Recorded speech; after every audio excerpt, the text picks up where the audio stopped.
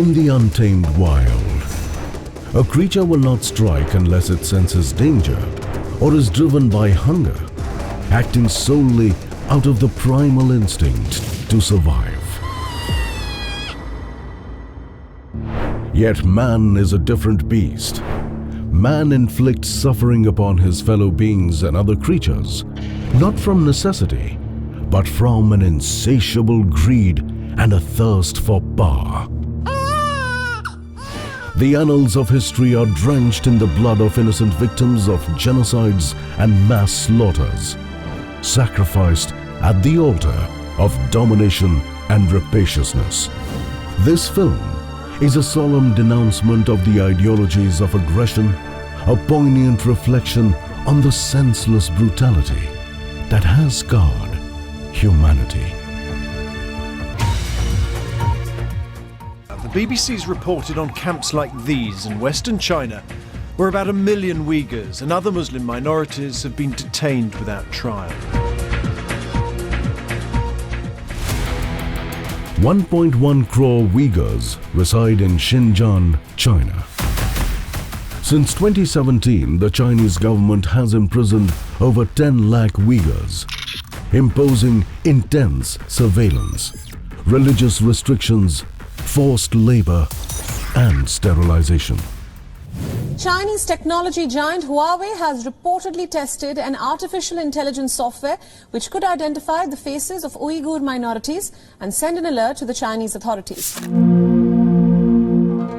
While the Muslim world frequently condemns Islamophobia in the West, there remains a striking silence on China's suppression of Islam and Uyghur culture. Equally unsettling is the global indifference to the plight of Uyghur Muslims, a quiet disregard that leaves a profound question unaddressed. But oppression of Muslim communities isn't confined to China alone. Across the globe, another grim reality unfolds, a story of violence often born from within.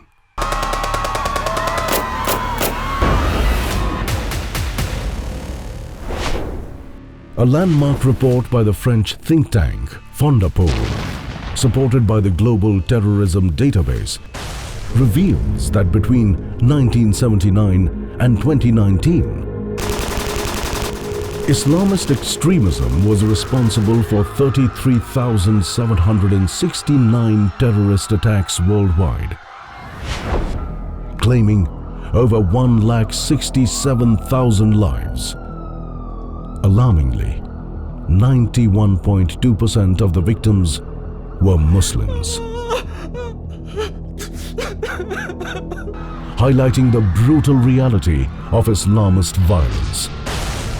It overwhelmingly preys on those it claims to defend.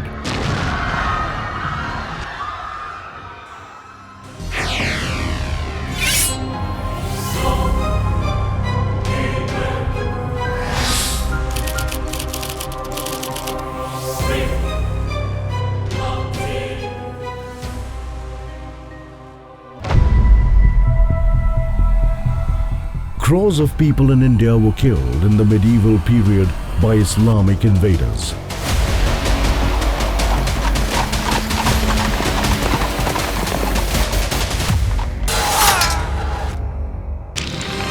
Will Durant called the Islamic conquest of India probably the bloodiest story in history. Professor K.S. Lal estimated 6 to 8 crore deaths due to Islamic invasions in India from 1000 AD to 1525 AD.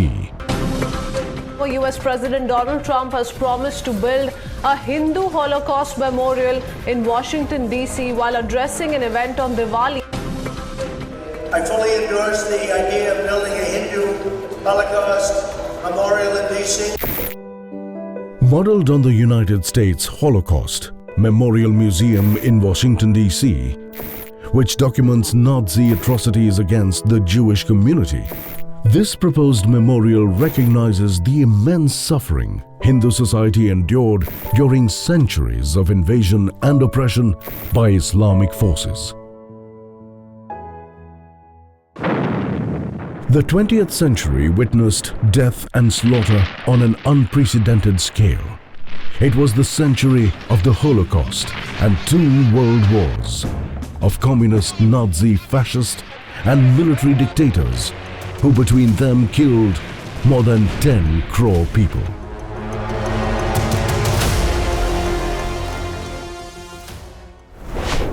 The Jewish Holocaust was one of history's darkest periods, with millions of Jews enduring unimaginable suffering and loss. Research shows that this extreme trauma altered their genes, impacting both survivors and their descendants.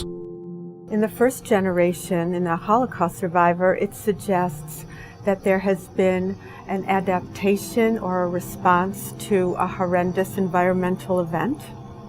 And in the second generation, it suggests that there has also been a response of the offspring to this parental trauma.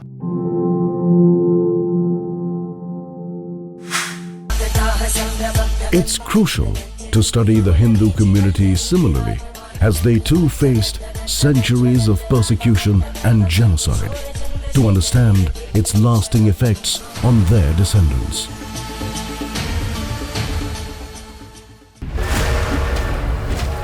Partition of India in 1947 unleashed Muslim League's megalomaniac killing machine. Millions were massacred, provoking a response from the other side too. Around 80 lakh non-Muslims moved from Pakistan to India, and around 75 lakh Muslims moved from India to West and East Pakistan, according to the Government of India figures. The estimates of those killed have varied from 5 lakh to over 10 lakh. The generally accepted figure stands at around 5 lakh, according to the Government of India data.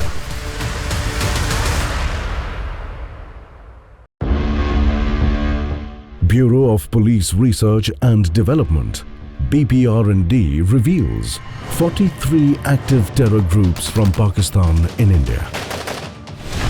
India ranks 3rd globally in terror incidents, following Iraq and Afghanistan. South Asia Terrorism Portal reveals that 47,130 persons were killed in terror-related events between the years 2000 and 2024. Between 1947 and 2023, 35,098 people were killed in communal riots all over the country. Government of India data shows that over 2,900 cases of communal rioting were registered in the country between 2017 and 2021.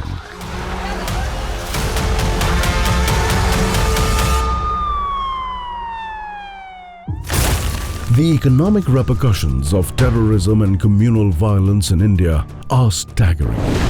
For instance, the SOCHAM report highlights the impact of just 60 hours of terror during the 26/11 attacks, leading to a loss of 4,000 crore rupees to Mumbai alone. This event inflicted an overall loss of $100 billion to the Indian economy, with foreign direct investment taking a significant hit of $20 billion, according to the Asia Economics Institute. In 2017, the Sydney-based Institute for Economics and Peace calculated the total monetary impact of violence in India, which was equivalent to 9% of the country's GDP, amounting to a colossal $1 trillion in purchasing power parity terms. This translates to approximately 80 lakh crore Indian rupees for that year. Moving into 2020, violence continued to drain the economy, incurring a cost of $646 billion, or about 53,700 crore Indian rupees, representing 6% of the nation's GDP. The Delhi riots of that year highlighted a troubling trend. A new model of urban warfare allegedly orchestrated by the Naxal Jihadi alliance, involving groups such as CPI, Maoist, PFI, Jamaat-e-Islami and other jihadist organizations. This ongoing threat of violence and terrorism imposes a heavy economic toll on India, posing significant challenges to its stability and growth.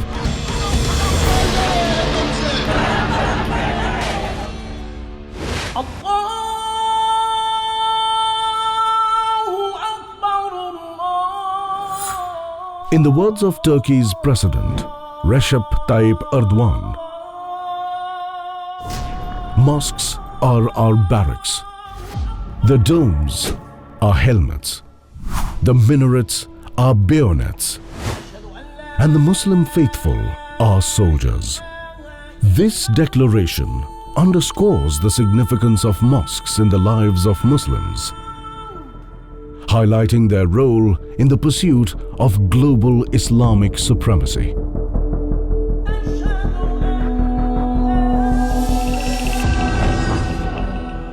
For Muslims worldwide, the mosque is more than a place of worship.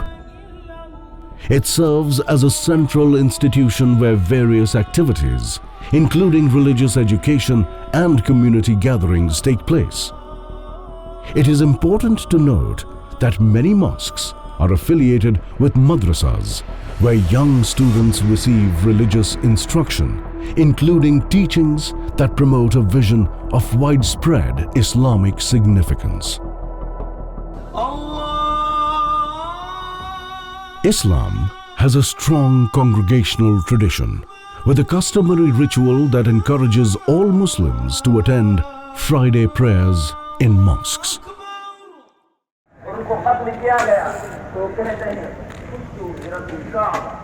In India, often the crowd of the believers overflow out of the mosques to the streets. During these prayers, imams deliver religious sermons as part of the post-namaz khutbah.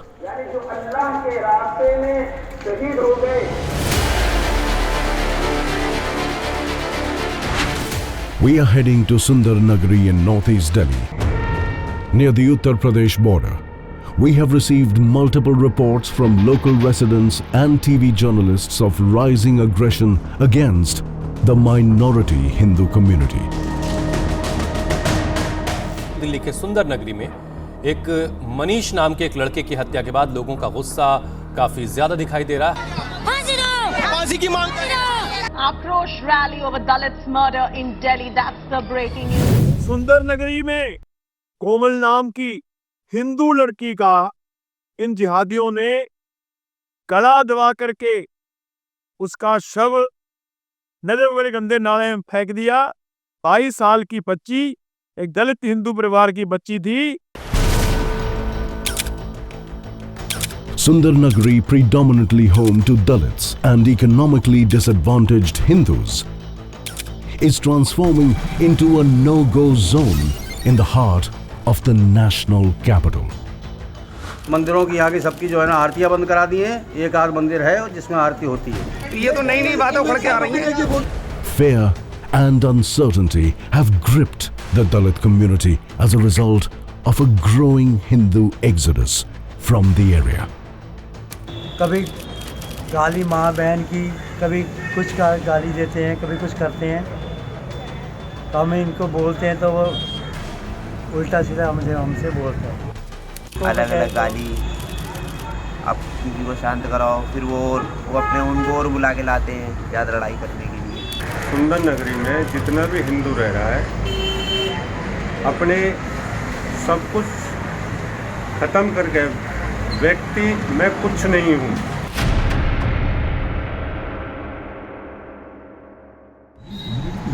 ये सब गाड़ी कटने वाली है, सब चोरी के हैं। ये जो टायर खड़े हैं ना, ये पे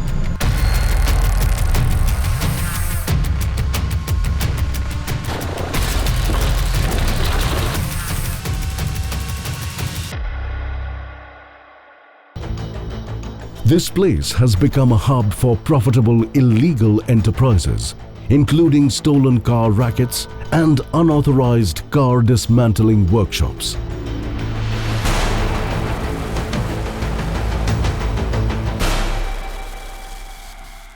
विदाउट लाइसेंस, किसी के पास कोई लाइसेंस नहीं है, 100 दुकानें कबाड़ियों ने यहाँ खोली हुई हैं। जितनी एनसीआर में गाड़ी पुरानी आती है या नई, जो भी चोरी चारी जो भी कुछ होता है, वो सब यहाँ पे है।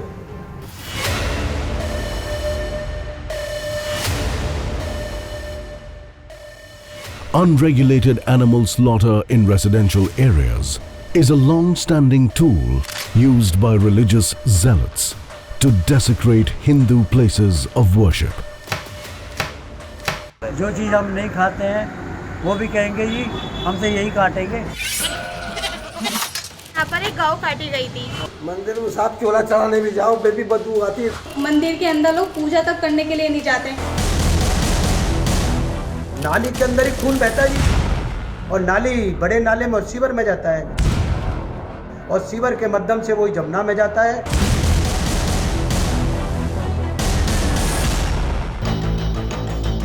यहाँ पे शराब, चरस, अफीम, गांजे, जितनी भी चीजें हैं, सभी यहाँ बिकती हैं। Once a Hindu majority locality, Sundar Nagari has witnessed a dramatic demographic shift, with the Hindu community now reduced to just 40% of the population.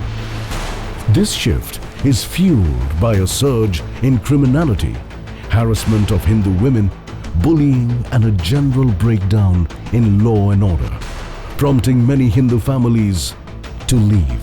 Local testimonies paint a picture of a crumbling environment where hooliganism and intimidation are daily realities. अगर वहाँ का लोग विरोध करते हैं तो वहाँ के मुस्लिम समुदाय के लोग आके उन्हें धमका जाते हैं। इस वजह से हिंदू लोग चुप हो जाते हैं और मजबूरी में वो अपना पलायन कर रहे हैं।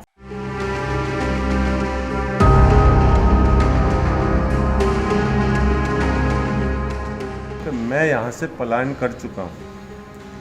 मेरा यहाँ पर मकान अभी भी है, लेकिन मैं यहाँ नहीं रह रहा। मैं जाकर उत्तर प्रदेश में ऑक्सी होम में रह रहा हूँ। कारण है कि यहाँ सुबह 5 बजे से ये गाड़ियों की कटाई ठक ठक ठक ठक शुरू हो जाती थी, और इनकी बदतमीजी शुरू हो जाती। बच्चे पढ़ नहीं सकते, इनको अगर रोको तो ये गाड़ी मारपीट के लिए तैयार हो जाती थी।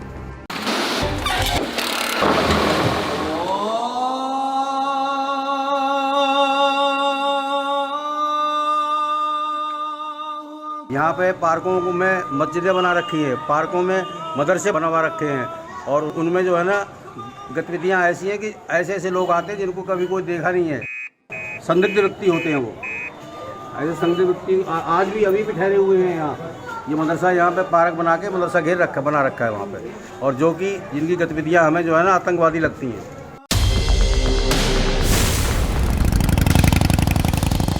The systematic radicalization of youth and children is evident in the increasing number of madrasas and mosques that have emerged. We found a madrasa nearby where a Maulvi was imparting theological lessons to young children. तो कितने बच्चे हैं आपके पास? 40 बच्चे करीब हैं। आप देवबंदी हैं कि बरेलवी हैं? देवबंदी हैं आप। तो क्या पढ़ाते क्या है बच्चों को? कुरान शरीफ कराते हैं। ईमान का मतलब क्या होता है? ईमान का मतलब ये दिन की बातें सुनना। और काफिर क्या होता है? क्या कहलवाना चाह रहे हो बच्चों से? कुछ नहीं, पूछ रहे सवाल ढंग से पूछो ना बच्चों से। काफिर क्या होता है, ये क्या होता है? आप मुझे बता दो वो सवाल। ये छोटे बच्चे हैं, ये मासूम बच्चे, क्या जाना है? चलिए आप बताइए क्या पूछना है, आप पूछिए। आप बताओ ना काफिर क्या होता है? नहीं तो आप बताइए। काफिर क्या होता है, हिंदू क्या होता है, मुस्लिम क्या होता है? हिंदू मुस्लिम के अलावा आप कोई बोल नहीं है? तो बताओ ना क्या पूछूं?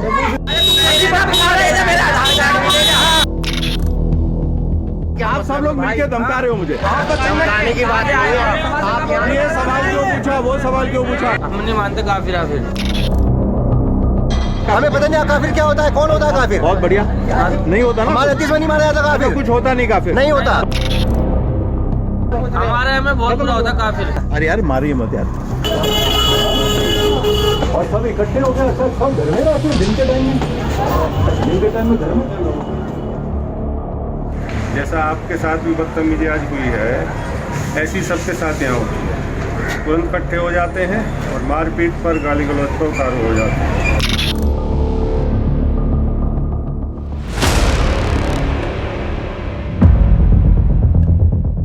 According to late IPS officer R.K. Ori, an anti-terror expert and the former head of the Internal Security Academy at Mount Abu, there exist nearly 40 to 50 lakh mosques in India, each typically hosting an attached madrasa or maktab for religious education.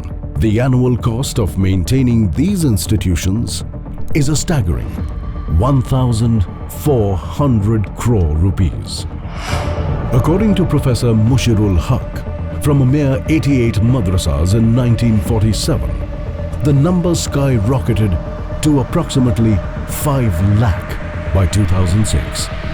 In a compelling article titled Islamic Madrasas, Servicing and Challenges, Maulana Muhammad Kaleem Siddiqui revealed that by 2003, the number of madrasas had reached 1,25,000 with nearly 30 lakh students enrolled.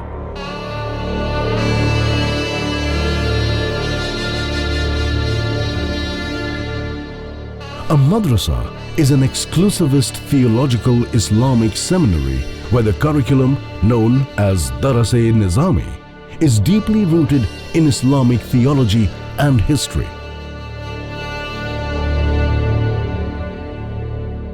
आप इनकी जो तवज्जो गई इस तरफ गई कि मुझे अकाइद पर बहस करनी चाहिए।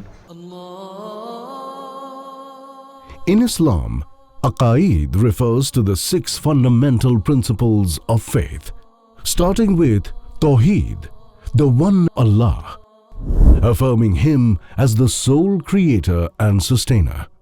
Risala highlights belief in Allah's messengers, with Prophet Muhammad as the final prophet. Malaika is the belief in angels, divine beings who execute Allah's commands. Qutub refers to the revealed books, including the Quran, the final and unaltered scripture. Qiyamah, or the Day of Judgment, signifies accountability for one's deeds.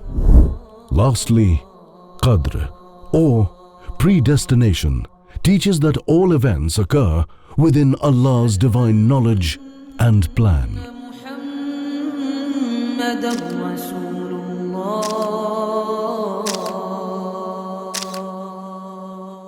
And when a young mind is indoctrinated in a madrasa, what is done is his free-flowing thought process is confined to a very limited and narrow-minded definition of the divinity. As a result, it inculcates into that young mind a very false sense of self-righteousness, which leads to the slippery path of radicalization. Madrasas mushroomed in Tamil Nadu in the late 80s. It is because of the Saudi Arabia funding after a series of conversions in Ramanathapuram and the infamous Meenakshipuram in Tirunelveli district. So what before those madrasa era, you can see many Tamil scholars among us Muslims. This madrasa has taken the Muslims away from the Tamil identity, and that is the beginning point of violent terror activities in Tamil Nadu. Over 3,60,000 students are stuck in the 18th century, being educated in around 3,000 madrasas located in the capital of India, New Delhi. A deep dive into the madrasa syllabus as meticulously documented by Devendra Mittal in his book, Hindustan Mein Madrase, unveils a troubling reality. According to Mittal, students are indoctrinated to worship only Allah.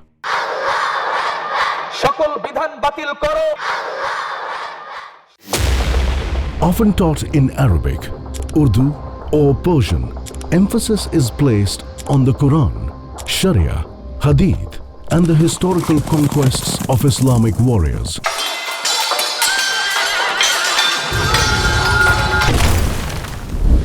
The core ideological teachings in madrasas center around fundamental concepts such as the mu'min or believer, iman meaning faith, kafir referring to a non-believer, dawah which is invitation to Islam, and jihad, often interpreted as a war against kafirs or unbelievers.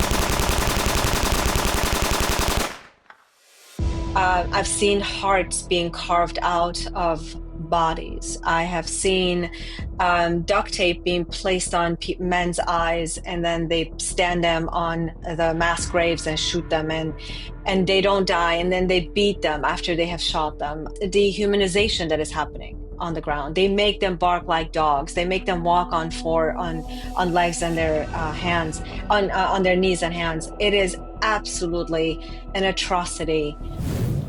When a radical Muslim is pushing the button of his suicide vest and exploding, or when he is flying a plane into a building, he is visualizing himself as a shaheed in the way of Allah.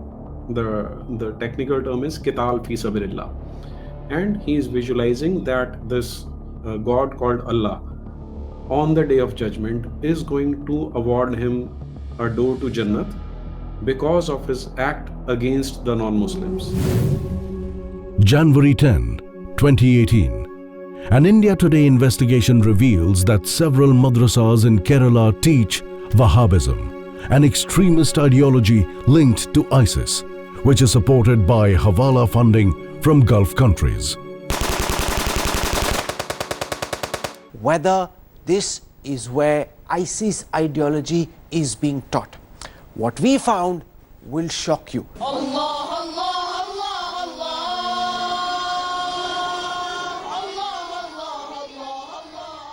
आप दे रहे हैं खिलाफत की तालीम बच्चों को अपने मदरसे में देते हैं ना थोड़ा खिलाफत का जो बेस में वो आपका बुक्स में है ऑलरेडी जो आप पढ़ा रहे हैं 100% है. These seminaries are indoctrinating young minds with the goal of establishing a global caliphate. Key figures admitted to subtly instilling radical ideas in children and showing Zakir Naik videos to promote extremist views. Each and every pupil know who is Zakir Naik, cassettes and something like that. The investigation highlights the covert spread of this ideology in Kerala. Officials who run these madrasas talking about how bit by bit they teach Wahhabi extremist ideology, and they're saying so in their own words. I always went for the Friday prayers in a Salafi masjid, and there we will be given the sermons in the local language, and in that what you are listening? You are listening about not to take part in the Onam celebration. That's the state celebration here in Kerala.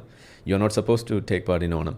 You are not supposed to cut a cake on Christmas. And if you do that, even if in the name of coexistence, in the name of religious harmony, you are against Islam and you are doing something that is shirk. The curriculum advises against forming friendships with idol worshippers known as kafirs, whose fate, they are taught, is eternal damnation. Among the core teachings are the concepts of waging jihad and establishing Islamic rule across India. If this is not radicalization, what is? काफिर क्या होता है? काफिर होता है जो अल्लाह को ना माने और इनकार कर दे, और अल्लाह के रसूल को ना माने वो भी इनकार कर दे, और कुरान शरीफ को नहीं पढ़े उसको भी इनकार कर दे कि हम नहीं पढ़ते, हम नहीं मानते एक खुदा को, उसको काफिर कहते हैं. काफिर को क्या सजा देनी चाहिए? काफिर की सजा अल्लाह ने खुदा ने खुद मुतय्यन की है कि वह हमेशा हमेशा के लिए जहन्नम में रहेगा. तो उनको क्या जवाब आप देंगे जो लोग कहते हैं कि काफिर को लेकर जिहाद सिखाया जाता है? मैं ये कहता हूँ कि वो पहले इस्लाम का मुताला करें. यूं ही जिहाद कर रहा, लव जिहाद है, ये सारी चीज़ें हैं. पहले जिहाद का मतलब समझे, बुराई को ख़त्म करने का नाम है. कहीं ऐसा तो नहीं है कि काफिर को बुराई मान लिया जाता है? नहीं, काफिर है वो अल्लाह का नाफरमान है, अल्लाह की नाफरमानी कर रहा है, वो अब वो तो अल्लाह ने उसका नाम रखा है, उसमें बंदों का तो उसको कोई दंड नहीं भी है। देना पड़ता है ना जी उसको दंड भी तो देना पड़ता है फिर। नहीं, वो देखिए आप उस चीज़ के ऊपर बहस मत करिए। Coexistence with kafirs is not allowed. You even talk about going to Syria or even to Afghanistan for jihad because that's your ultimate duty. জিহাদ মানে কি? জিহাদ মানে যুদ্ধ করা। কি রকম যুদ্ধ? কাদের সঙ্গে যুদ্ধ? কাফিরদের সঙ্গে, নবীজিদের দল, মুসলমানদের দল সঙ্গে। জিহাদ তো যুদ্ধ হয়, ঘোষণা যুদ্ধ হয় তো সংগ্রাম है। सूरतुल बकरा, बकरा सूरत नंबर 2 आयत नंबर 216 कुरान शरीफ में सूरतुल बकरा में है कुतिबु अलैकुमुल किताल व हुवा कुरहुल लकुम व असा अन तकरहु शैअन व हुवा खैरुल लकुम व असा अन तुहिब्बु शैअन व हुवा शर्रुल लकुम वल्लाहु यअलमु व अंतुम ला तअलमून। काफिरों को कत्ल करना, सऊदी अरेबिया में जो कुरान शरीफ की ट्रांसलेशन है वहाँ कत्ल के बजाय फाइट, लड़ाई करना है, परंतु आप साधारण तौर आप समझ सकते हो क्या कुतिबुल अलैकुमुल किताल कत्ल शब्द है, मीनिंग जो है क्या काफिरों को कत्ल करना कंपलसरी है, अनिवार्य है। Jihad means that it's a war against infidels which will continue till the day of judgment. The question is whether the children are taught that the punishment for blasphemy is beheading, and they are being taught in our own institutions in India. The term used in verse 33 of Surah Maida is fitna, which is generally translated as causing corruption in the land or waging war against Allah or its prophet. So these all things come under the ambit of what is loosely termed as blasphemy, and it definitely is a part of Islam. It is not some interpretation which has been done by some radical Muslim. It is Islam. You remember the beheadings and the videos of the beheadings that the Islamic State put out, and it was repulsive. Why are they doing it? The Quran says, chapter 47, verse 4, when you meet the unbelievers, strike the necks. The only solution that Islam reforms itself, that Islam starts looking, at, and deleting this part of the encourage, violence, that encourage, forced conversion, that encourage suicide bombers, that encourage, growing up and taking over countries. Islam has to reform itself. Till the day of the judgment, the war against infidels will be continued, and that war will be waged with ferocity, which will ensure that either the entire world converts to Islam or they are annihilated, they are destroyed.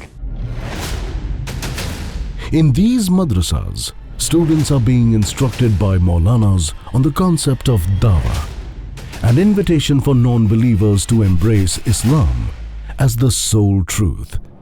The moment you find a kafir, the first thing that will come to your mind is to identify a chance to do dawah.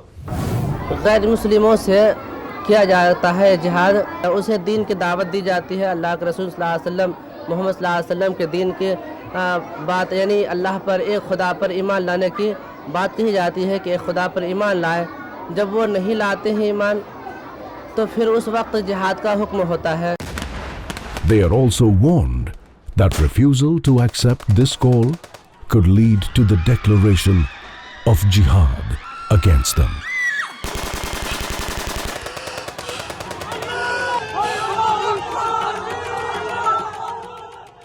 Let me tell you that the attack on Israeli civilians and the holiday goers on the 7th of October 2023 was an act against humanity. The manner in which the brutality was unleashed on the civilians and the militia of Israel is beyond compare. And indeed, I would say, you really have to try very hard to restrain your tears. The manner in which the young babies were thrown into burning petrol, the women were brutalized, their dead bodies were desecrated. Well, what can I say? That the brutality seems to be a part of the Hamas DNA. We find that in Kashmir, a very similar thing happened. Not similar, in fact, a photocopy, an exact replica of what happened there. You would realize that the jihadi genocide sees no national boundaries. What happened to Israel happened to us in Pahalgam on 22nd of April. Netanyahu said that every member of the Hamas is a dead man and he'll be hunted down wherever he is in the world. Prime Minister Modi said that he will hunt down the terrorists wherever they are.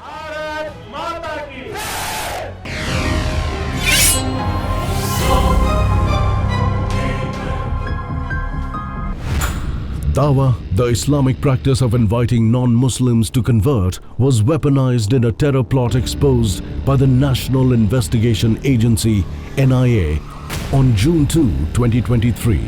The NIA dismantled an ISIS-linked module in Jabalpur, Madhya Pradesh, revealing a plan to convert India into an Islamic nation by 2050.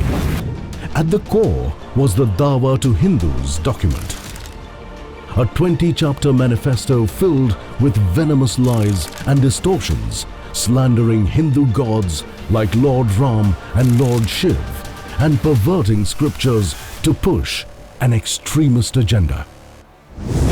Ayan Hirsi Ali, author of The Challenge of Dawah and a vocal critic of radical Islam, highlights the fundamental role of Dawah, the Islamic practice of proselytizing. And you've written this book about it, The Challenge of Dawah, which I'm sure I'm mispronouncing. Would you just, first of all, pronounce it correctly and then tell us what it means? Da'wah is the way it's pronounced. And what it means is to plead or to call non-Muslims to Islam. And then in the 10 years in Medina that followed, the call, the invitation, the persuasion, the use of language slowly transformed, maybe not so slowly, transformed into the use of force. So, Dawah are all the steps that precede jihad. She explains that Dawah manuals act as blueprints for cultural dominance, subtly guiding followers to impose Islamic norms on societies. This gradual shift, she warns, can pave the way for jihad and the enforcement of Sharia law. सलाम centre ने इस काम के लिए कई जदीद ज़राए इस्तेमाल किए हैं और वो है ऑटो रिक्शा के ज़रिए दीन की दावत. Ayan Hirsi Ali, speaking at the Hoover Institution, draws on the philosophy of Karl Popper, who famously argued against tolerating intolerance. Ali warns that modern societies, in the name of tolerance, often allow the spread of extremist ideologies like communism and radical Islamism. She emphasizes that these ideologies, including the practice of Dawah, pose significant threats to global peace and stability. By tolerating such intolerant beliefs, societies risk undermining their own values and freedoms. Ali's message is clear. To protect our world, we must not tolerate the spread of ideologies that seek to destroy it. If we go back to the Popper principle, where our society then says enough is enough. The Constitution is not a suicide pact. We can agree on trying to fight this particular ideology the way we fought previous ideologies with the same outcomes. As the President of the US in his first term, Donald Trump made a bold and rare move in modern history by taking a strong ideological stance against radical Islam. Nor can we let the hateful ideology of radical Islam, its oppression of women, gays, children, and non-believers be allowed to reside or spread within our own countries. We must have to defeat radical Islamic terrorism.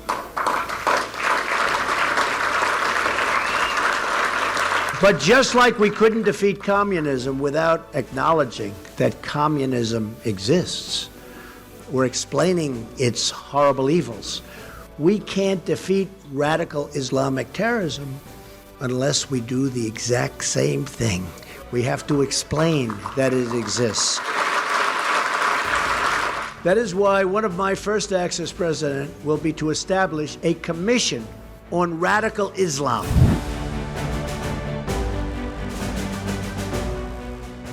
President Donald Trump calling on Arab leaders to do their share to fight Islamic extremism Sunday during his speech in Riyadh, Saudi Arabia. Drive them out. Drive them out of your places of worship. Drive them out of your communities. Drive them out of your holy land. And drive them out of this earth. Is there a new moment here? Or was he just being a chump like other American presidents? But if he stood there talking to the king of Saudi Arabia, and this is the crucible of dawah, that would be a completely different conversation. And I don't think from a diplomatic perspective that that's the kind of conversation you want to have in public. I think behind closed doors, it would make a great deal of sense to use, the Trumpian language of explicitness and say, this is what we're it's the dawah, it's the ideas and the ideology and the principles of Sharia, of jihad, of commanding right and forbidding wrong. He'll have to get fluent in that himself first. On March 12, 2001, the world watched in horror as the Taliban reduced the Bamiyan Buddhas to rubble. For 1,500 years, the majestic Bamiyan Buddha statues, the towering monolithic giants, stood as a symbol of universalism and peace.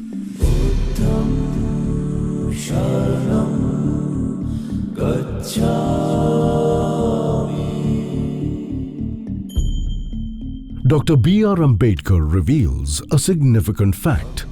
The Persian word Buth, meaning idol, originates from Buddha, highlighting the prevalence of Buddha idols in ancient Buddhism. Islamic invaders who rejected idol worship targeted these Buddha idols, leading to a destructive campaign against Buddhism.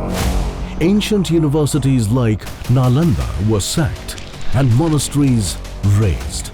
Thousands of monks fled or were killed, erasing a rich cultural heritage.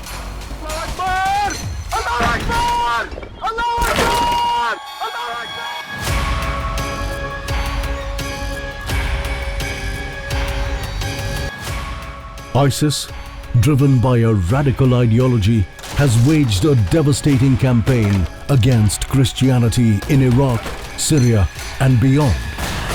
Their propaganda films glorify the bombing of churches and the destruction of crosses.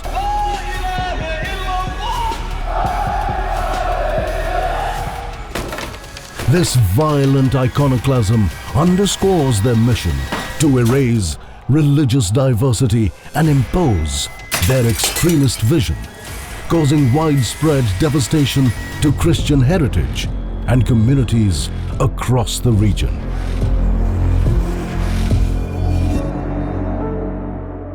Historian Didi Kosambi confirms that in about 1200 AD, raiders under Muhammad bin Bakhtiar Khalji destroyed the tremendous complex at Sarnath. This doctrine of iconoclasm, branding the mere existence of images and idols as heretical, continues to echo through the acts of the believers, fostering a cycle of intolerance and violence.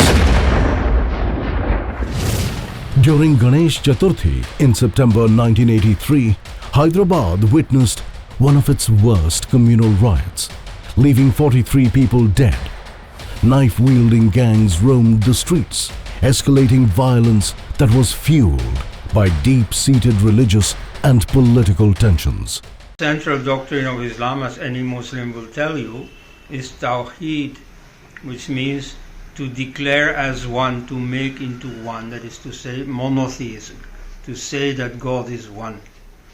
So what follows from this is that everything else except God should not be worshipped. That is why if Hindus carry around the idol, the murti of, let's say, Ganesha, then that's a valid target for attack. In the year 2024, Ganesh Chaturthi witnessed a shocking wave of violence erupt across India. These brutal attacks trace back to the self-righteous ideology of iconoclasm. They hate idol worship while portraying Hindu deities as demonic entities. With 17 reported serious incidents, this orchestrated violence appears to be a calculated and well-planned effort to strike fear and disruption during a cherished Hindu festival. Stone pelting, arson and chaos erupted, marking a disturbing escalation in radical attempts to intimidate dharmic communities. It was as if the theocratic oppression faced by Hindus in neighboring Pakistan and Bangladesh was being imposed within India itself. According to the late IPS officer R.K. Ori, after the year 2000, Saudi Arabia alone has rolled out nearly $90 billion for propagation of Wahhabi Islam through establishment of thousands of mosques and madrasas. More than 25% of the $90 billion in petrodollars have been funneled into India, Nepal and Bangladesh to establish additional madrasas. Significant funds have also been transferred from other Muslim nations, including Pakistan, to support the proliferation of madrasas across South Asia, intensifying the global jihad campaign.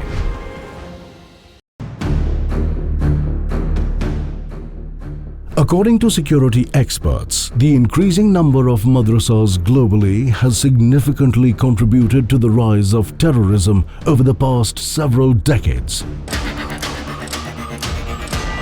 This trend is evident in various regions, including Kashmir, where a surge in madrasas funded by Pakistan's ISI and Gulf charities preceded the secessionist movement.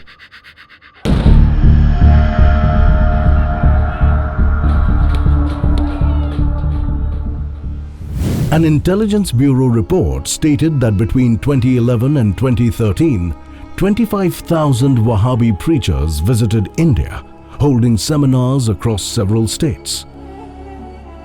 These activities signaled a covert effort to reshape the country's religious landscape and advance Saudi geopolitical interests. In June 2015, WikiLeaks revealed a major transfer from Saudi Arabia to India, amounting to rupees 1,700 crore. This money was used to promote the Wahhabi belief system. The goal was to counter Iran's growing influence among India's Shia community.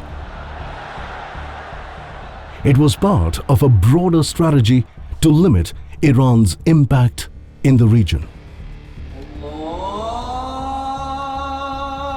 Each time a Saudi-sponsored Wahhabi preacher arrives in India, he brings a rule book dictating strict guidelines. Shrines shall be forbidden. Muslim women must wear parda or face severe punishment. Men must grow beards and wear trousers above their ankles.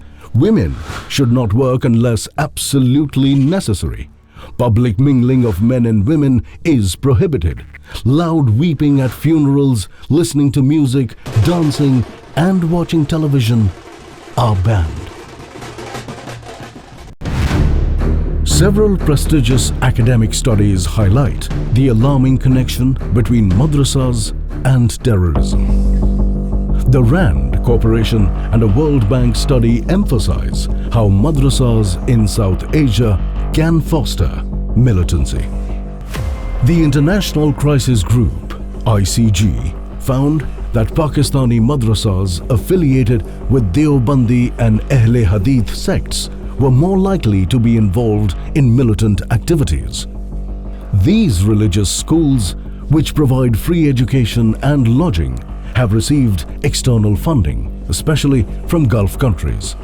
The report highlights the need for reform and regulation to address extremism within the madrasa system. In 2004, Pervez Hoodboy, a professor at Islamabad's Quaid-e-Azam University, wrote in Foreign Affairs that Pakistani schools, including madrasas, produce zealots driven by jihad and martyrdom. Library period Islamabad के स्कूलों में खत्म कर दिया गया है। Computer science खत्म कर दिया गया है। अंजाम इसका ये कि आज हमारे स्कूल और मदरसे एक होते जा रहे हैं।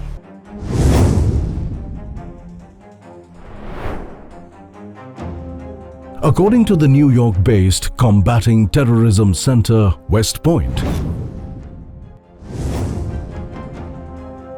structured interviews with over 100 students from 4 Indonesian madrasas revealed striking correlation between unusual belief systems and radicalization.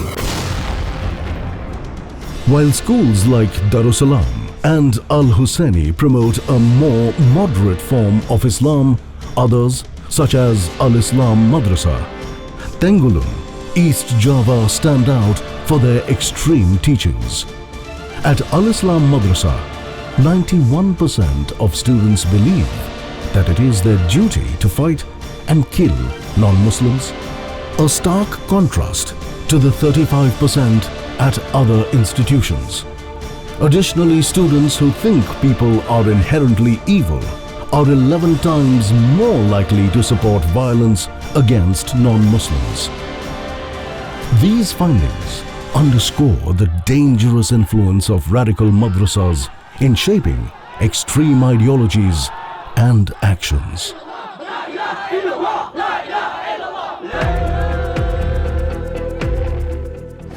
According to a paper published by Mindanao State University in Marawi City, Philippines, a significantly higher number of girls attending madrasas have undergone female circumcision compared to those receiving Western education. The study highlights religious justifications as the primary driving force behind the continued prevalence of the practice. Researchers found that in rural areas across Lanao del Sur, female circumcision remains widespread, with cultural and religious beliefs deeply influencing local communities. Despite efforts to modernize education and healthcare, the study underscores the persistence of this tradition, particularly in more isolated regions. Female genital mutilation, FGM, is tied to the same extremist ideologies that fuel terrorism, as noted by Ayan Hirsi Ali. At the age of 5, my genitals were cut. And when I was old enough to ask, why did that happen? My grandmother was very, she readily explained it as, well, we purified you. And if you are not purified, you will never find a husband. So that kind of practice is, and it isn't something that happened only to me, it happened to, and it happens according to United Nations numbers, to 98% of Somalis. She emphasizes how certain madrasas perpetuate both violence and FGM, a practice causing severe pain, infections, and lasting trauma. UNICEF reports that over 20 crore girls and women across 30 countries have endured FGM, with over 5 lakh affected in Europe alone. There's over 135,000 women and girls in the UK who have been directly affected by FGM. 43% of those are aged between 5 and 9. FGM has been illegal in the UK since 1985. Since 2003, anyone convicted faces 14 years in prison. This is totally irrelevant though, as there is yet to be a single conviction or prosecution in over 30 years. Supreme Court has questioned the practice of genital mutilation among minor girls. Dawoodi Bohra Muslim community. The Supreme Court has questioned the practice of genital mutilation among minor girls of Dawoodi Bohra Muslim community. Court also said that genital mutilation was an attack on the right to privacy.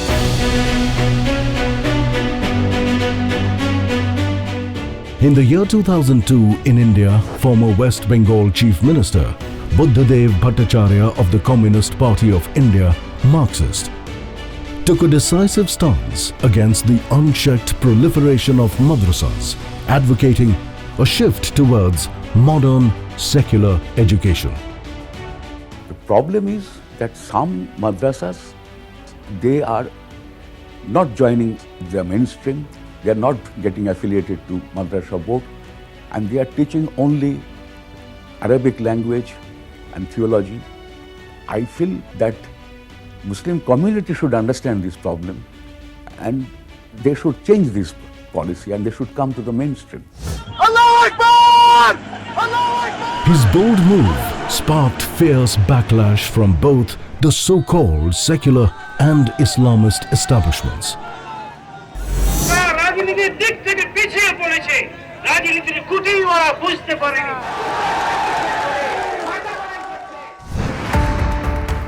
Assam's Chief Minister Hemanta Biswa Sarma has also been a vocal proponent of regulating madrasas to curb radicalization, implementing policies to transform some of these institutions into mainstream schools. जब तक ये मद्रासा दिमाग में घूमते रहेगा, तब तक बच्चा को भी डॉक्टर इंजीनियर नहीं बन सकता है. We are demolishing madrasas run by jihadis. We have sufficient proof against them. Lot of proofs. They have a lot of proof against them. Then only we do such kind of demolish activities. August 3, 2022. India's security agencies are on high alert due to unexpected demographic shifts along the India-Nepal border.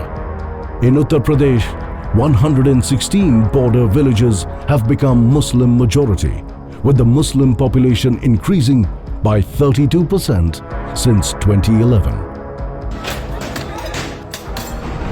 October 3, 2023. Nepal faced a disturbing incident in the Bankhe district of Nepalganj as communal clashes erupted between Hindu and Islamist groups. The tension began on October 1 during an Eid-e-Milad procession where Islamist groups raised provocative slogans like Sar Tan Se Juda, inciting violence. This led to stone pelting and arson against Hindus. In response, a Hindu group organized a peaceful protest, which was met with hostility and attacks, escalating the conflict. Meanwhile, the Chief Minister of Uttar Pradesh, Yogi Adityanath, a shining star of the BJP and a Hindutva icon, has undertaken firm measures to de-radicalize madrasas and bring them under government oversight. October 23, 2023. The Uttar Pradesh government has launched a special investigation team, SIT, to probe 4,000 madrasas along the Indo-Nepal border, suspected of receiving foreign funds. According to the SIT, such funds help promote terror-related activities or forced religious conversions. As we approach the Darul Uloom Deoband Madrasa of 1866 in western Uttar Pradesh, there's an unmistakable sense of apprehension. This institution, an international center for Islamic learning, has often been flagged by global security experts as a breeding ground for jihadis. M.J. Akbar aptly noted, jihad is the signature tune of Islamic history. And perhaps this is where the first chords were struck. Mullah Muhammad Omar, born in 1960 in Kandahar, founded the Taliban in 1994. He was educated at Pakistan's Deobandi seminary called the Darul Uloom Haqqaniya.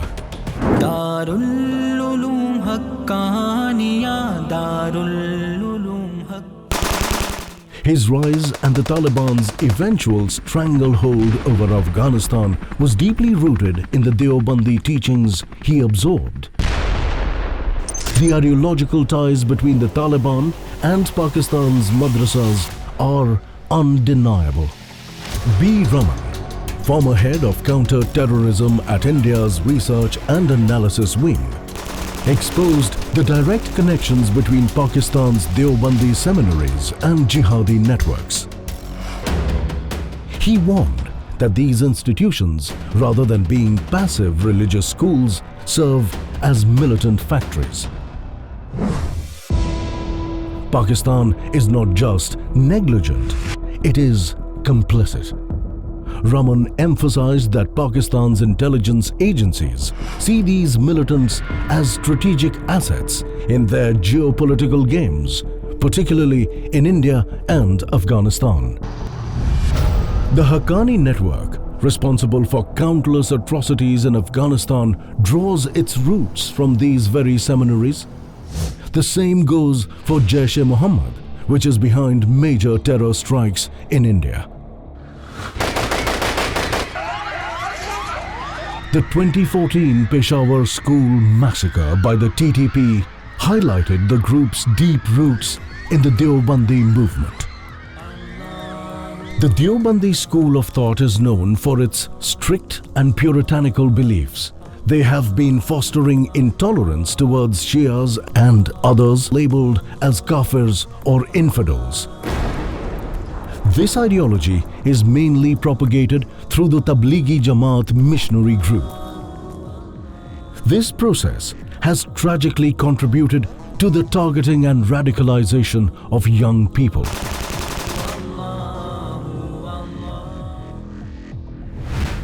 It is imperative that international human rights organizations raise awareness and protect the vulnerable Shia minorities in Pakistan from such hatred and violence. Lashkar-e-Jhangvi, notorious for its sectarian violence, has unleashed horrors on Pakistan's Shia population, all in the name of Deobandi extremism.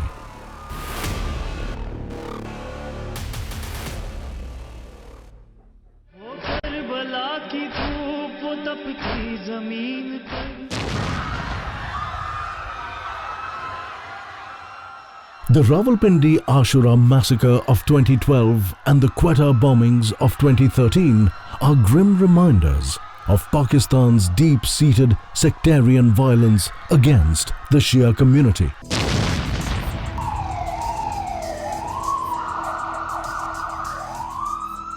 The Shia community in Pakistan has endured a relentless wave of violence. Bismillahirrahmanirrahim. From 2001 to 2018, a staggering 4,847 Shias lost their lives to sectarian attacks.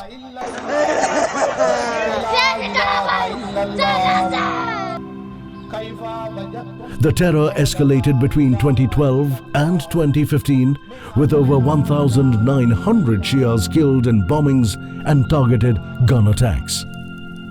The nightmare persisted from 2021 to 2023, claiming more than 1,900 lives and leaving over 1,100 injured. Each number represents a precious life extinguished, a family shattered, and a community living in fear. These acts of terror, along with the countless attacks on Shia mosques, reveal Pakistan's hand in fueling both sectarian and global jihadi movements. The huge attacks which have happened in Pakistan against Shias, where thousands of Shias have been killed, it emanates from the attacks by the Deobandis. What is the reason? Well, the attacks on the Shias are ultimately the same phenomenon as attacks on Hindus or other unbelievers. Namely, they are some sort of apostates, they are some sort of non-Muslims in the sense that they have a different view of the basic teachings of Islam. Pakistan's complicity is unmistakable. As long as these seminaries are allowed to function without consequences, they will continue to produce extremists who threaten regional and global security. The world must not only recognize Pakistan's role, but hold it accountable.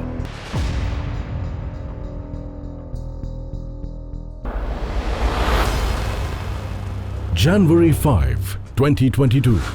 Chief Minister Yogi Adityanath took a bold step by laying the foundation stone for an anti-terrorism squad, ATS, Commando Training Center in Deoband, Saharanpur. This location will now host 56 elite commandos. Adityanath delivered a clear message to terrorists. अगर देश के खिलाफ साजिश करोगे, हमारे नागरिकों की सुरक्षा के लिए खतरा बनोगे, तो हमारे कमांडो तुम्हें निकाल करके कहीं भी छुपोगे, ओसामा बिन लादेन की तरह कहीं भी छुपे रहोगे तो भी निकाल करके तुम्हारा काम तमाम करने का कार्य करेंगे. Spanning over 2,000 square meters, the center will monitor communally sensitive areas of western Uttar Pradesh. This move is part of a larger plan, with similar centers being built across the state in sensitive places like Meerut, Bharuch, Shravasti and Gautam Budh Nagar to fortify national security.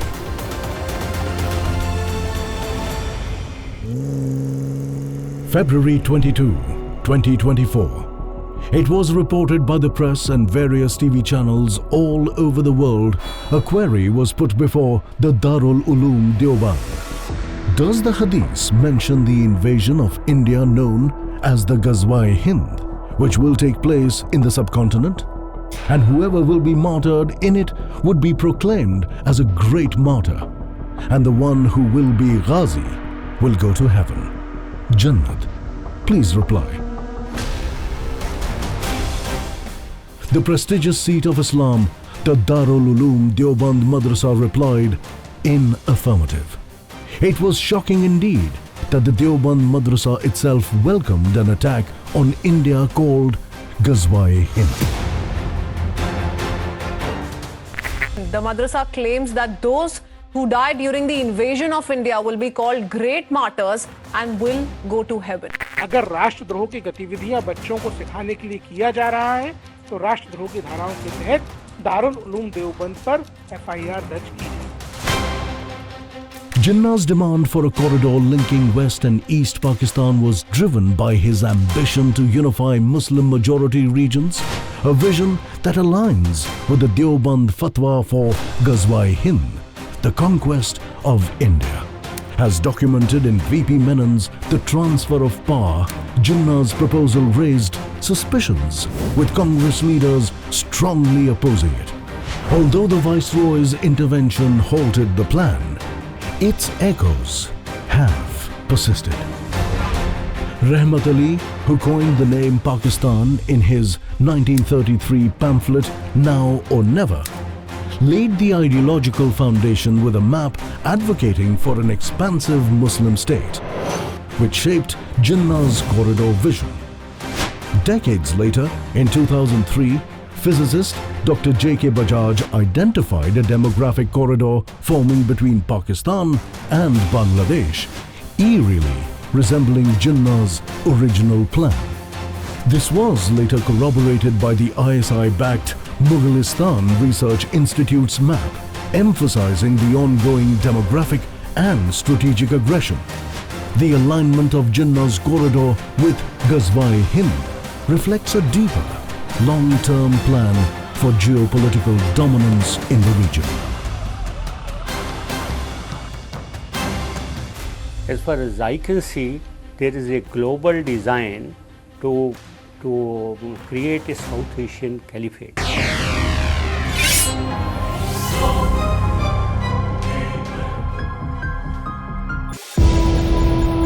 On July 25, 2024, the UP ATS exposed a terrorist network linked to Darul Uloom Deoband. involving foreign funding for mosques and settling Rohingya Muslims in Indian cities. The plot included plans to build mosques near the Pakistan and Bangladesh borders. The ATS continues to investigate the network's roots and funding sources. The cold-blooded behavior pattern of Rohingya terrorists can be determined from Amnesty International's report of August 2017. The report showed that they were responsible for the brutal massacre of 99 Hindus in Myanmar's Rakhine state. By September 2017, a Government of India affidavit confirmed that 40,000 Rohingya Muslims had entered India. However, unofficial estimates suggest the number could be 10 times higher. Tamil Nadu is an obvious destination for Rohingyas. Some Muslim organizations, they go and hand over children from Rohingya camps to people belonging to the Muslim communities from Indian origin. And likewise, it is not only Rohingya settlement which is happening, it is Rohingya procreation is also happening in Tamil Nadu. With ties to ISIS and Pakistan-based terror groups, Rohingyas are involved in human trafficking, drug smuggling and circulating fake currency. Rohingya settlements near critical military installations like Sanjuvan and Nagrota army camps, along with vital infrastructure like Indian oil depots and railway tracks, pose a direct national security threat. UP-CM Yogi Adityanath now faces a critical moment to stop this growing threat before it spirals further. Rohingya जो हैं Myanmar के, ये भारत में शरणार्थी नहीं बल्कि घुसपैठी है।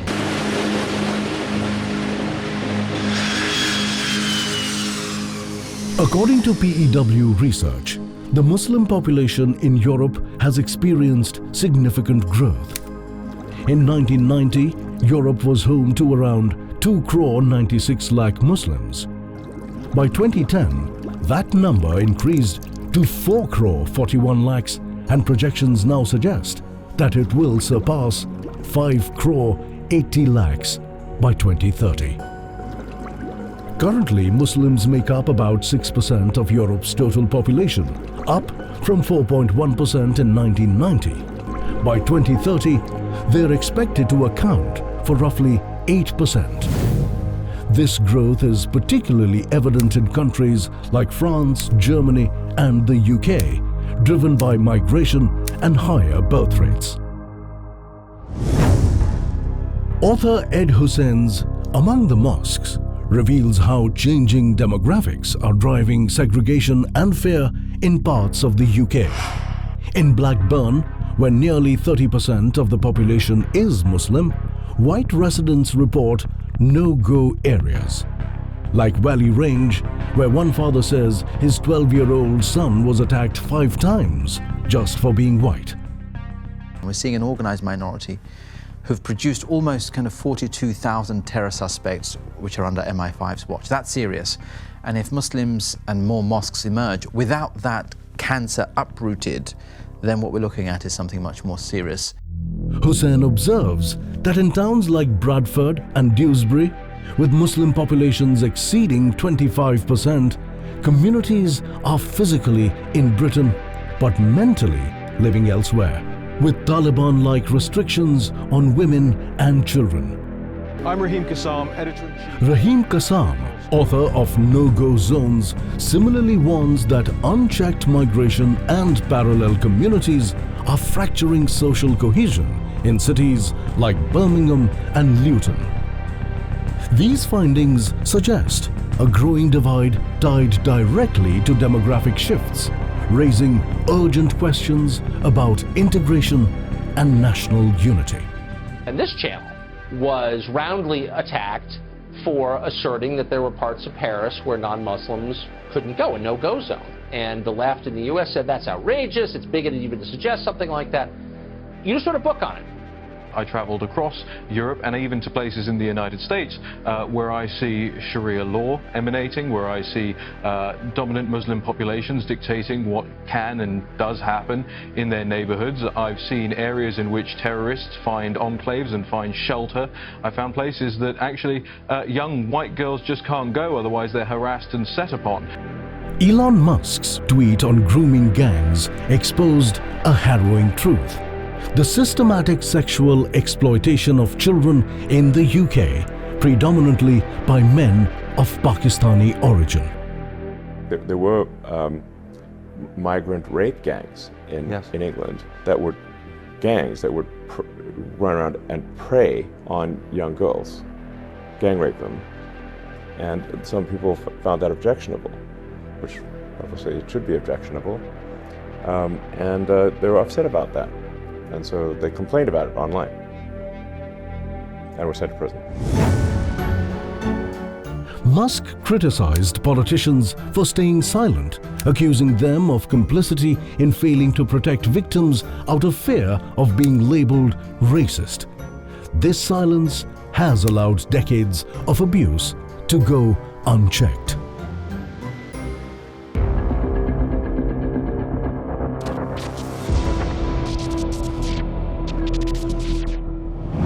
In England alone, almost 19,000 children were sexually groomed in just 1 year, according to The Independent.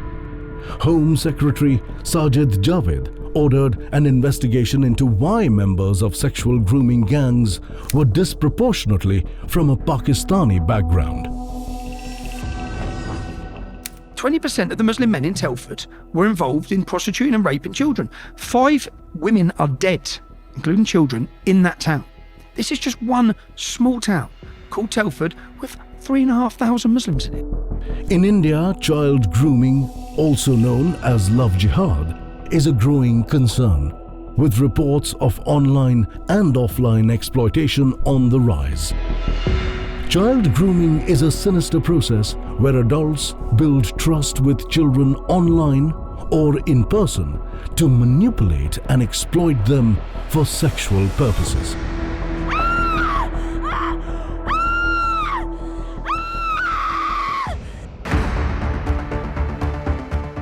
This heinous crime has reached epidemic proportions globally. Rotherham is a charming town nestled in South Yorkshire, England. Here, the rolling hills of the Pennines meet the industrial heritage of the north. This is home to warm-hearted gentlemen and ladies who are law-abiding citizens who embody the values of community and resilience. But beneath its idyllic facade, a dark secret lurked. Between 2003 and 2008, 7 individuals committed unimaginable crimes: grooming, drugging, raping, and assaulting vulnerable girls, some as young as 11 and 15. These heinous acts, part of a systemic child abuse scandal, shattered 1,400 innocent lives and left lifelong scars. In September of 2024, justice was served. The 7 perpetrators were collectively jailed for 106 years, with sentences ranging from 10 to 19 years.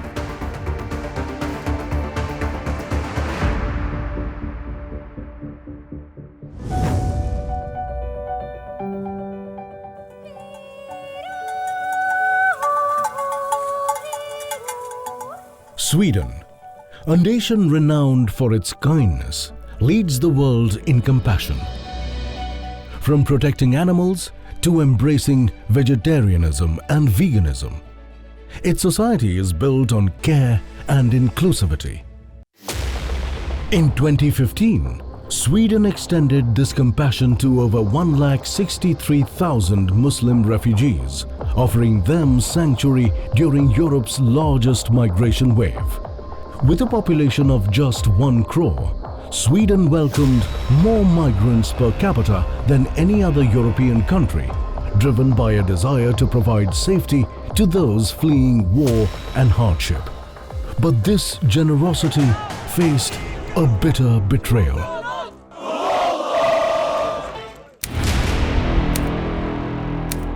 In the small town of Östersund, once known for its peaceful streets, women became targets of brutal assaults.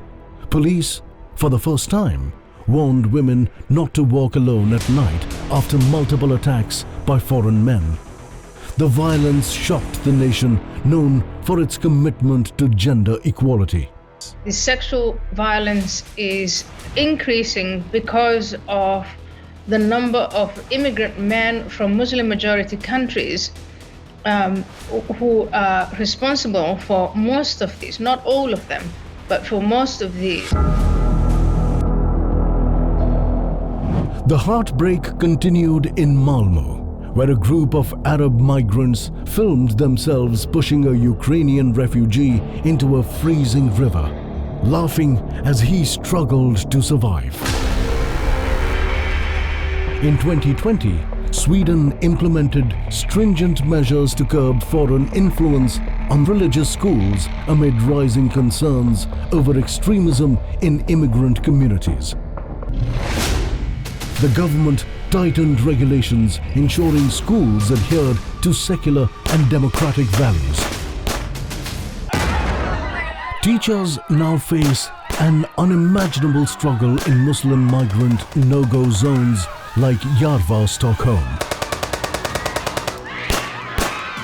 A 60-year-old teacher is called dirty by students simply for being white and Christian. These students, many from immigrant backgrounds, lash out at those who differ from them. Parents attend school meetings in bulletproof vests due to rampant gun violence. Even the parents who visit their school children, they have to go in bulletproof vests because of the firing which happens in those schools, in no-go areas.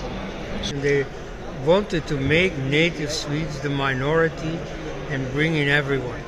And so they have realized that this experiment hasn't really succeeded, that this has gone too far. But now they are doing what is necessary. So, I mean, on this we have to compliment them. They are realistic. They are doing what is, called for. Unlike some other countries where this is impossible. In Holland also, similarly, you see a number of right-wing or, middle centrist parties getting together and pursuing this agenda. Despite the constant threats, many teachers remain believing in the power of education.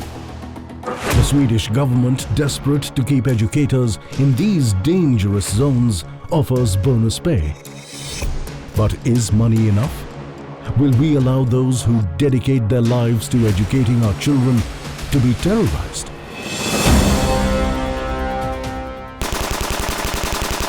According to the prestigious international think tank, Fundapol, France has been the most affected country by Islamist violence in the European Union,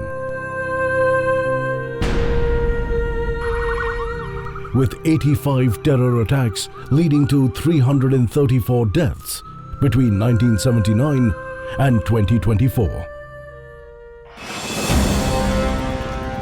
Globally, leaders like French President Emmanuel Macron have implemented policies to regulate Islamic educational institutions, including madrasas, as part of a broader strategy to combat radical Islamism. Even the madrasas imparting Islamic education, regulations are coming in France by a progressive leftist, almost leftist Macron. Unlike in many other countries, in France a critical mass of secularists still has that reflex. We don't want religious encroachment on the public space. Macron's government introduced the Anti-Separatism Bill, which allows for increased scrutiny of religious institutions, mandates transparency in funding, and provides the state with the power to shut down madrasas that promote extremist ideologies. Under the legislation, women refusing to take the niqab off will be fined nearly $200.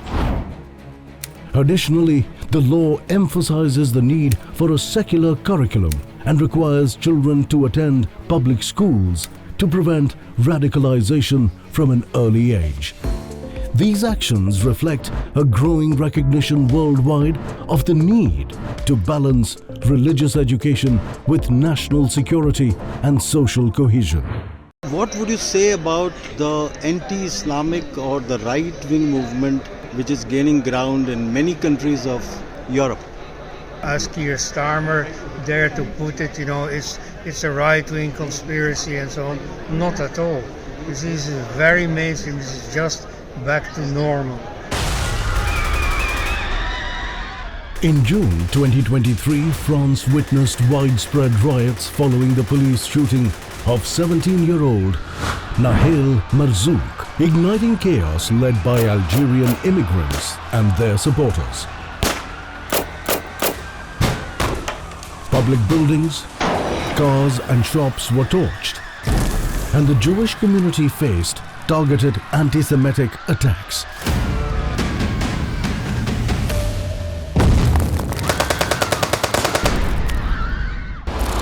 Islamist figures like Ayat Urabi gloated, framing the mayhem as justified revenge against France for its perceived crimes against Muslims. Despite President Macron condemning the incident, regimes like Iran, with their own atrocious human rights records, seized the opportunity to criticize France. Macron's 2020 reforms aimed at integrating Muslim immigrants and countering Islamist extremism have only intensified backlash from Islamist groups who accuse him of leading a campaign against Islam. In 2022, Italy under Prime Minister Giorgia Meloni took decisive action by introducing laws to curb foreign funding of Islamic schools, signaling a commitment to protecting Italy's secular values. Meloni's policies placed Italy alongside other European nations, fighting radicalization through education reforms. In response to the 2017 Vienna attack, Austria passed a series of reforms under Chancellor Sebastian Kurz. Austrian authorities shut down madrasas linked to extremism, banned foreign funding for Islamic institutions, and cracked down on religious schools promoting radical ideologies. The United European Front, from Meloni's reforms in Italy to Macron's leadership in France and Wilders' long-standing advocacy in the Netherlands, highlights a continent-wide commitment to defending secular and democratic values.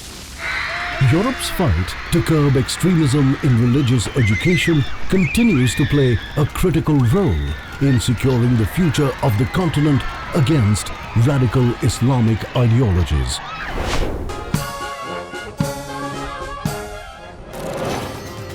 Outrage erupted in Turkey after a concert in Riyadh featured the Kaaba's silhouette as stage decor, sparking accusations of disrespect towards Islam.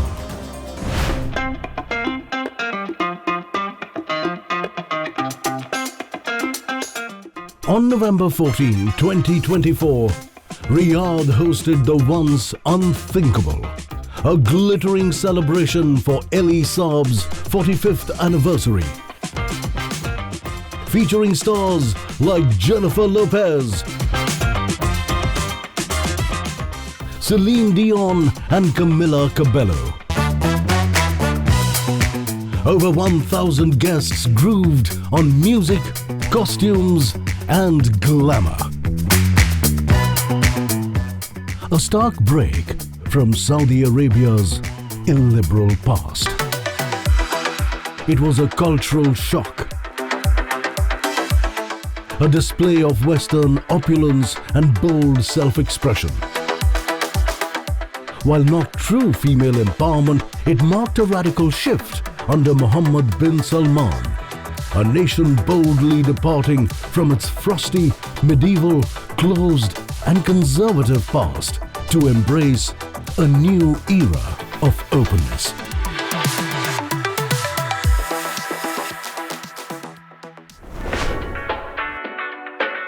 In September 2017, MBS announced that women would be allowed to drive, ending a decades-long prohibition. This landmark decision, effective June 24, 2018, enhanced women's independence and mobility, marking a major milestone in their empowerment.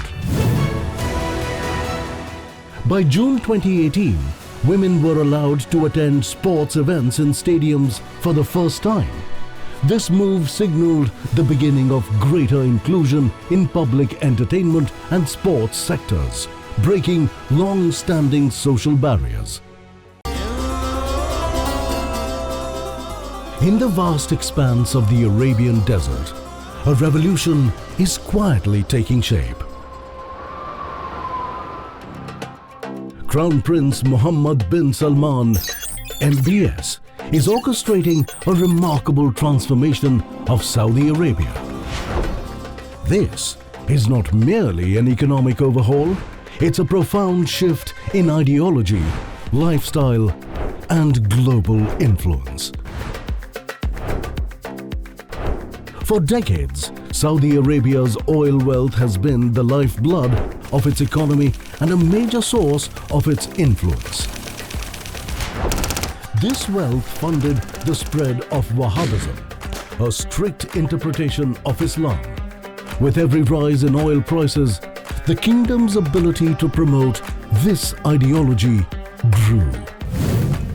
But now, MBS is forging a new path. His reforms are extensive and groundbreaking.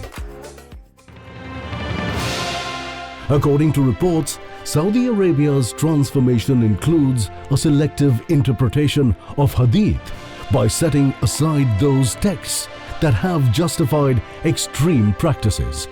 For example, restrictions on women's movement and dress are being re-examined, aligning religious teachings with modern values like gender equality.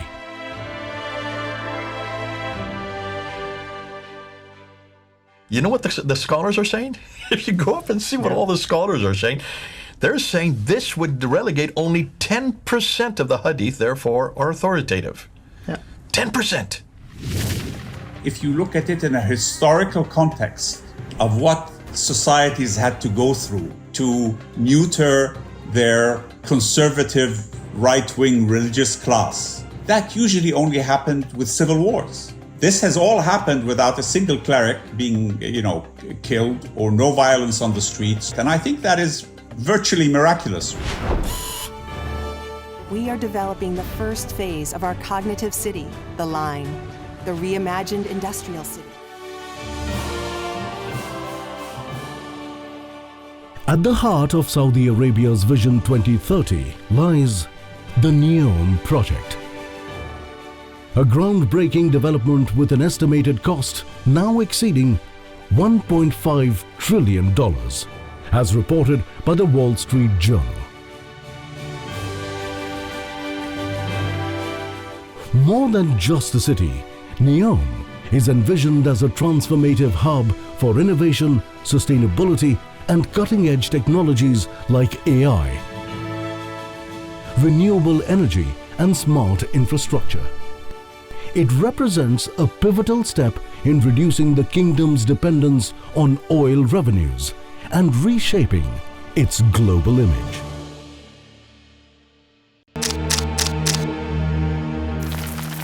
The massive funding demands of NEOM leave little room for financing initiatives linked to Wahhabism and pan-Islamic terrorism.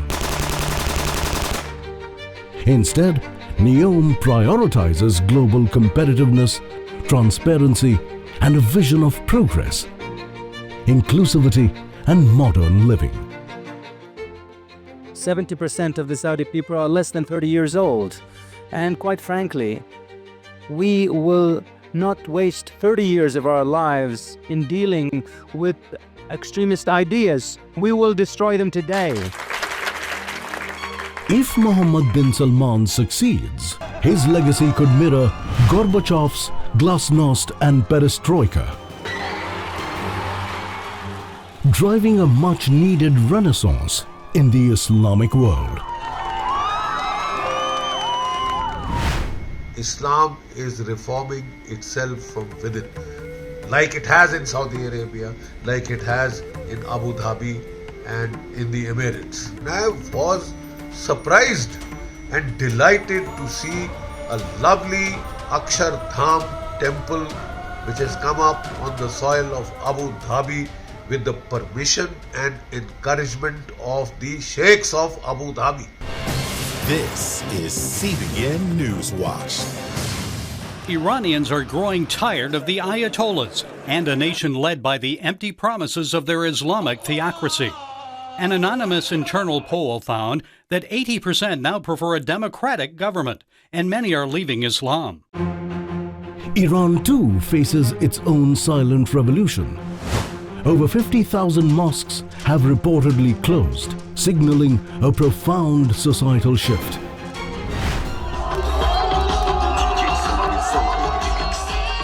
Women and youth spearhead resistance through acts of defiance, removing clerics' turbans, challenging dress codes, and reclaiming public spaces through music and dance.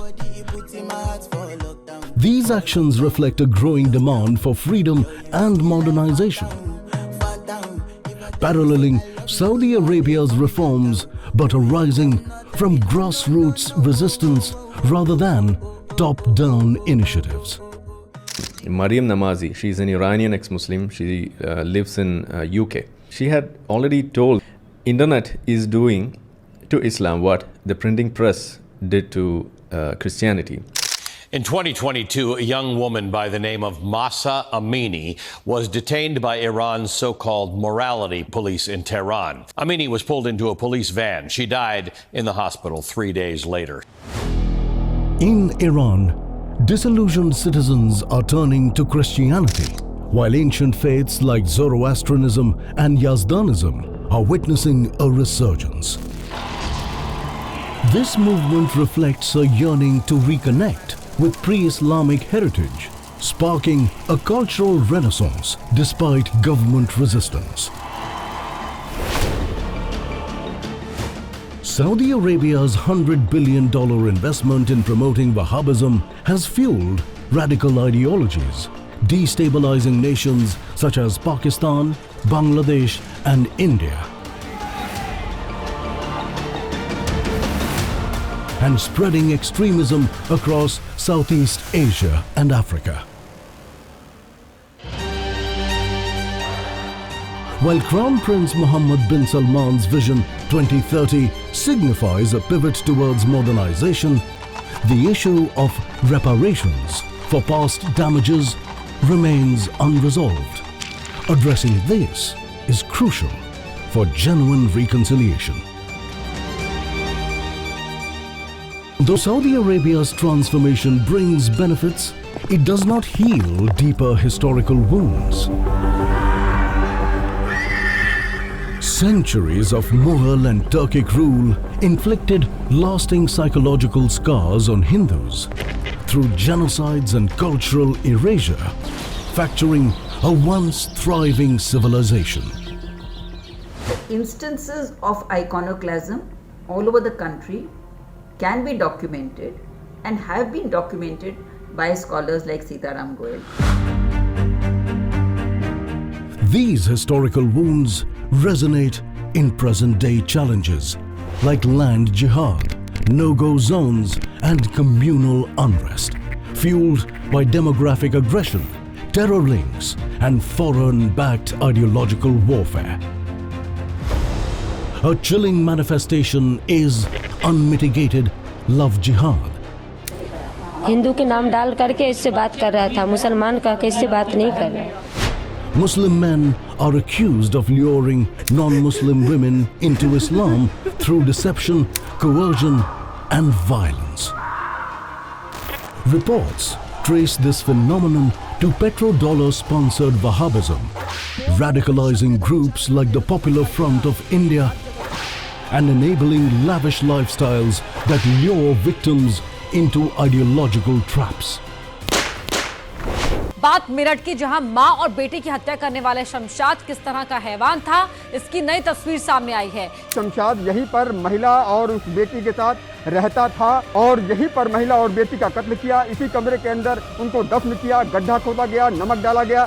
इस्लाम धर्म स्वीकार करने के लिए दबाव बनाने लगा, meet खाने के लिए दबाव बनाने लगा, पूजा पद्धति बदलने के लिए दबाव बनाने लगा और प्रिया ने मना किया तो शमशाद ने प्रिया और कशिश दोनों लड़कियों को मारकर अपने ही घर के बेडरूम में दबा दिया था। Addressing these scars rooted in systemic foreign-sponsored extremism is crucial for India to reclaim its cultural identity and foster lasting harmony.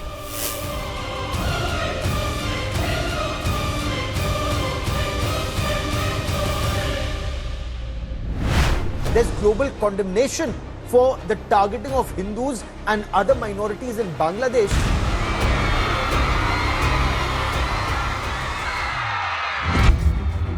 The ousting of Sheikh Hasina has triggered horrific violence against minority Bangladeshi Hindus and Buddhists. Over 2,000 attacks have left dozens dead, women raped,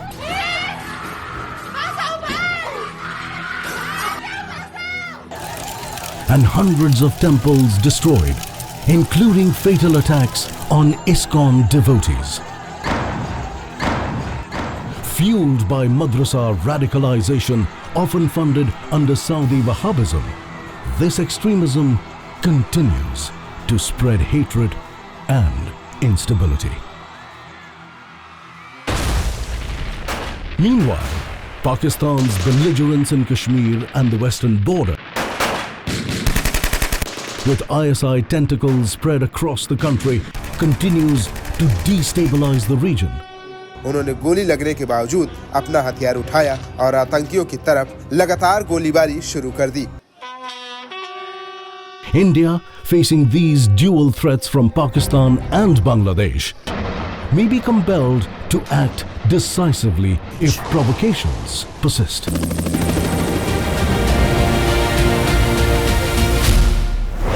The solution to your internalized problems, with jihadi radical Islam, will come when the Indian armed forces break up Pakistan into 4 or 5. Baluchistan, Pashtunkhwa, right? West Punjab, Sairikia. And if you want to add Gilgit-Baltistan, you are welcome. However, Saudi Arabia under Crown Prince Mohammed bin Salman holds significant influence over radical elements and can play a crucial role in ensuring peace and regional stability by curbing extremist forces in both nations. At this defining moment, MBS has a rare opportunity to cement the sincerity of his reforms. Reforms that echo the transformative vision of Gorbachev's Glasnost and Perestroika, as well as the bold modernization of Mustafa Kemal Ataturk. By championing stability, inclusivity, and progress, he could not only reshape Saudi Arabia's future, but also redefine its global leadership, leaving a legacy that resonates far beyond its borders.